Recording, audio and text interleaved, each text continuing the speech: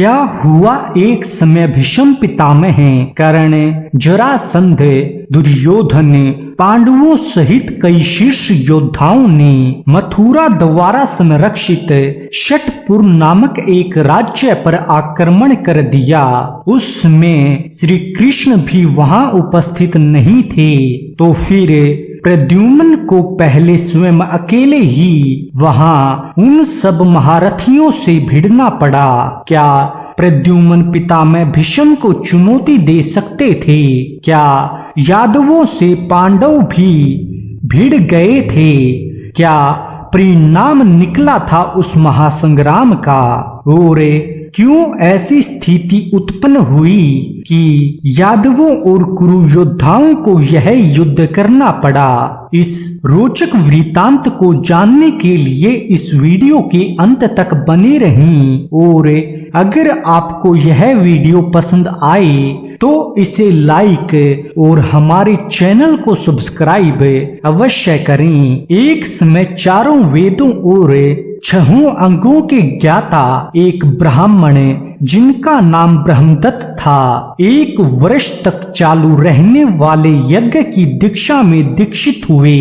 ब्रह्मदत्त महात्मा वासुदेव जी के सहपाठी, सखा और उपाध्याय भी थे।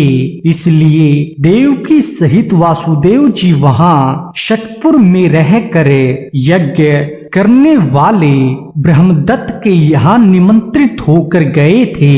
जब वह यज्ञ चलने लगा, उस समय षटपुर में रहने वाले निकुंभ आदि दैत्य, जो वर पाकर घमंड में भरे रहते थे, वहां आकर ब्रह्मदत्त से बोले, हमारे लिए भी यज्ञ का भाग निकाला जाए। हम लोग इस यज्ञ में सोम रस का पान करेंगे। यजमान ब्रह्मदत्त हमें अपनी कन्याएं दे।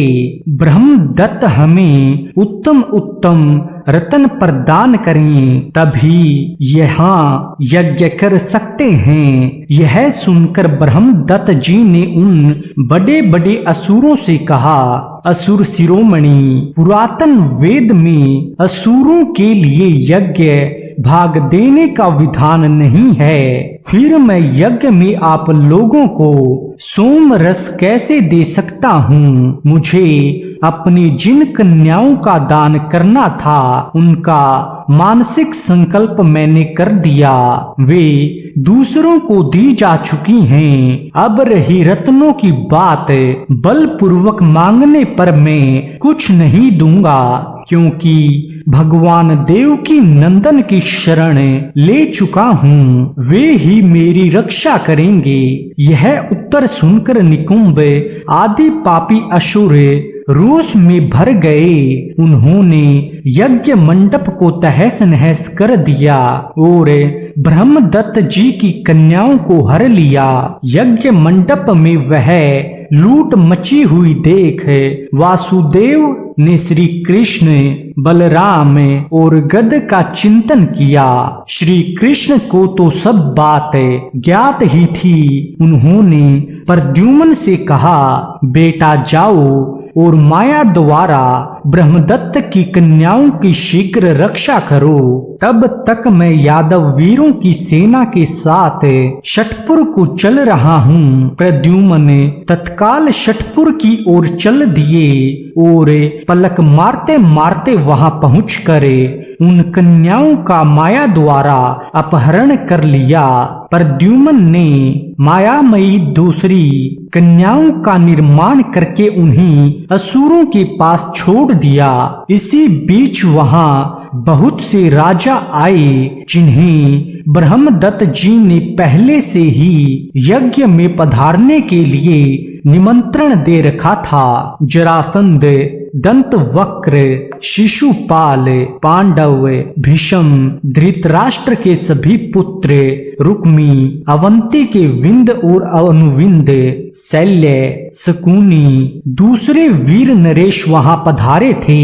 उन सबको वहां उपस्थित देख साधु महात्मा श्रीमान नारद जी ने सोचा, यहाँ यादवों तथा दूसरे अक्षत्रियों में संघर्ष होगा। इस युद्ध में मैं ही कारण बनूंगा, अतः उसके लिए अभी से प्रयत्न आरंभ करता हूँ। ऐसा सोचकर वे निकुंभ के घर में गए। नारद जी वहाँ निकुंभ से बोले, तुम लोग यादवों के साथ विरोध करके यहाँ कैसे निश्चिंत बैठे हुए हो? अरे भाई, जो ब्रह्मदत्त है वे ही श्री कृष्ण हैं, क्योंकि वे ब्रह्मदत्त उन श्री कृष्ण के पिता वासुदेव के मित्र हैं। जिन कन्याओं को तुम हर लाए हो उनके लिए तुम्हें सर्वथा यादवों के साथ युद्ध करना होगा।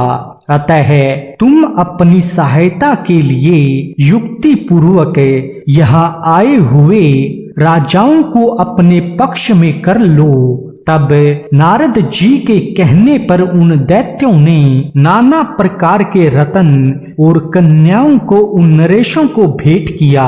केवल 5 पांडवों को छोड़कर उन सब ने कन्याओं और रत्नों का भाग ग्रहण कर लिया। रत्न और कन्या पाकर वे भूपाल शिरोमणि बहुत संतुष्ट हुए। उन्होंने असुरों से कहा, आपने न्याय उचित रीति से हमारा सत्कार किया है, अतः बताइए यह अक्षत्रिय समूह आप लोगों को क्या दे सकता है? यह सुनकर हर्ष में भरे हुए निकुंभ ने कहा, श्रेष्ठ नरेशों, हमारा अपने शत्रुओं के साथ युद्ध होने वाला है, उसमें आप लोग सब प्रकार से हमें सहायता प्रदान करें, यह हमारी इच्छा है। उन क्षत्रियों में से पांडवों को छोड़कर उन सब ने एवं मस्तु कहकर उनकी प्रार्थना स्वीकार कर ली। इतने में भगवान श्री कृष्ण भी षटपुर में आ पहुँचे थे। प्रद्युम्न को सेना की रक्षा के लिए उसके ऊपरी भाग आकाश में स्थापित किया। यज्ञ मंडप की रक्षा के लिए पांडवों को नियुक्त किया गया।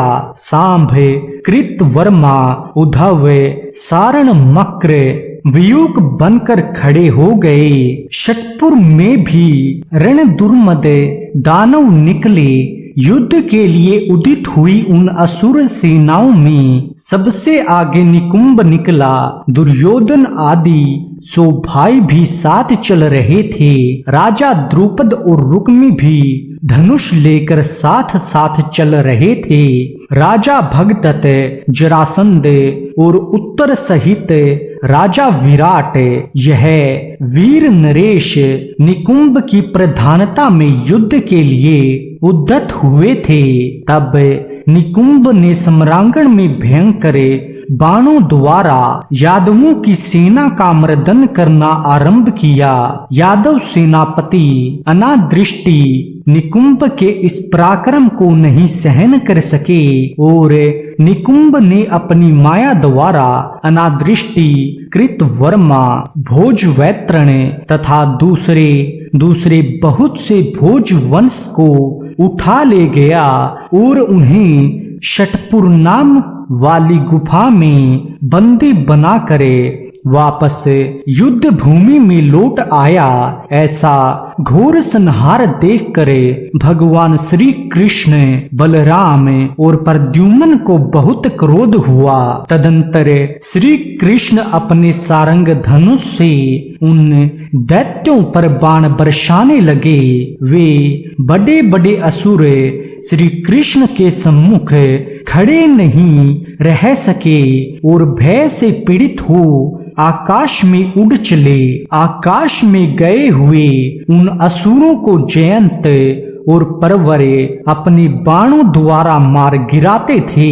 तदंतर अनिरुद्ध, सांब तथा प्रद्युम्न घोर मायामयी गुफा की सृष्टि करके समस्त क्षत्रिय नरेशों के समूह को उसमें फेंक देने के लिए उद्यत हो गए। प्रद्युम्न ने युद्ध के मुहाने पर विजय के लिए प्रयत्न करते हुए कर्ण को वेग पूर्वक पटक कर उसके उछल कूद मचाने या छटपटाने पर भी पकड़ लिया और गरज कर उसे घोर मायामयी गुफा में फेंकने का विचार किया।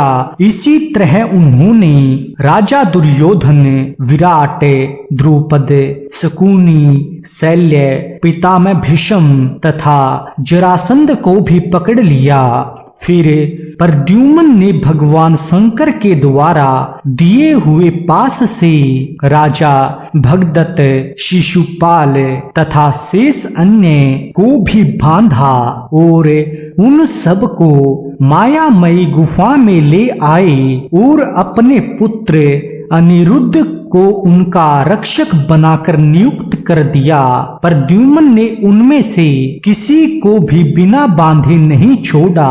तत्पश्चात वे असुरों को मार डालने के लिए उद्यत हो गए और ब्रह्मदत्त से बोले, ब्राह्मण, आप निर्भय होकर अपना यज्ञ कर्म चालू रखें। देखिए, अर्जुन आपकी रक्षा में खड़े हैं। द्विज श्रेष्ठ पांडव जिसके रक्षक हूँ उसे ना तो देवताओं से, ना असुरों से और ना ही नागों से भय प्राप्त हो सकता है।